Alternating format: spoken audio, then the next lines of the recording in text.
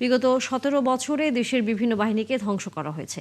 এবার তাদের জনমুখী করে গড়ে তোলার তাগিদ দিলেন প্রধানমন্ত্রীর প্রতিরক্ষা উপদেষ্টা অবসরপ্রাপ্ত ব্রিগেডিয়ার জেনারেল শামসুল ইসলাম। সোমবার ঢাকার শেরেবাংলা নগরের প্রতিরক্ষা মন্ত্রণালয় পরিদর্শনে এসে তিনি এমনটা বলেন। এ সময় উপদেষ্টা বলেন, স্বাধীনতা ও সার্বভৌমত্ব রক্ষায় সশস্ত্র বাহিনীকে শক্তিশালী অস্ত্র হিসেবে গড়ে তোলা হবে। আরও জানাচ্ছেন নাদিয়া শারমিন।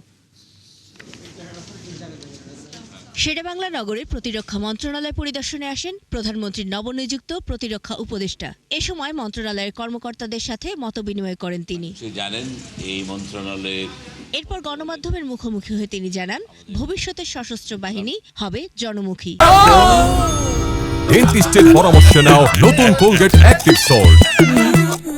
গত ১৭ বছরের ফ্যাসিস্ট সরকার যেভাবে বিভিন্ন বাহিনীগুলোকে ধ্বংস করেছে, সেইখান থেকে তাদেরকে উত্তরণ করে বাংলাদেশের মানুষের চাহিদার যেরকম বাহিনী হওয়া উচিত, যে বাহিনী সত্যিকার অর্থে বাংলাদেশের স্বাধীনতা এবং সার্বভৌমত্ব রক্ষায় অতন্ত্র প্রহরী হিসেবে ইতিপূর্বেও কাজ করেছে এবং ভবিষ্যতে যেন আমরা ওইরকম একটা সশস্ত্র বাহিনী গড়ে তুলতে পারি, সেই দিক নির্দেশনা উনি ইতিমধ্যে দিয়েছেন।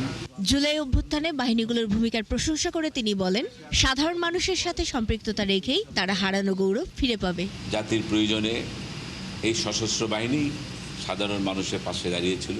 বাহিনীগুলোকে তার মূলে ফিরিয়ে আনা হবে বলেও জানান প্রধানমন্ত্রীর প্রতিরক্ষা উপদেষ্টা। তারা আরও যাতে ভবিষ্যতে আরও শক্তিশালীভাবে আমাদের এই গণতন্ত্র এবং সার্বিক পরিস্থিতি সাধারণ মানুষের এবং স্বাধীনতা সার্বভৌমত্বের জন্য আমাদের একটা শক্তিশালী অস্ত্র হিসেবে থাকতে পারে, সেটার জন্য যা যা করার আমরা আমাদের মাননীয় প্রতিরক্ষা মন্ত্রী এবং প্রধানমন্ত্রীর নির্দেশনায় আমরা সকলেই মিলে এটা চেষ্টা করে দেব। নাদিয়া শারমিন, ৭১, ঢাকা।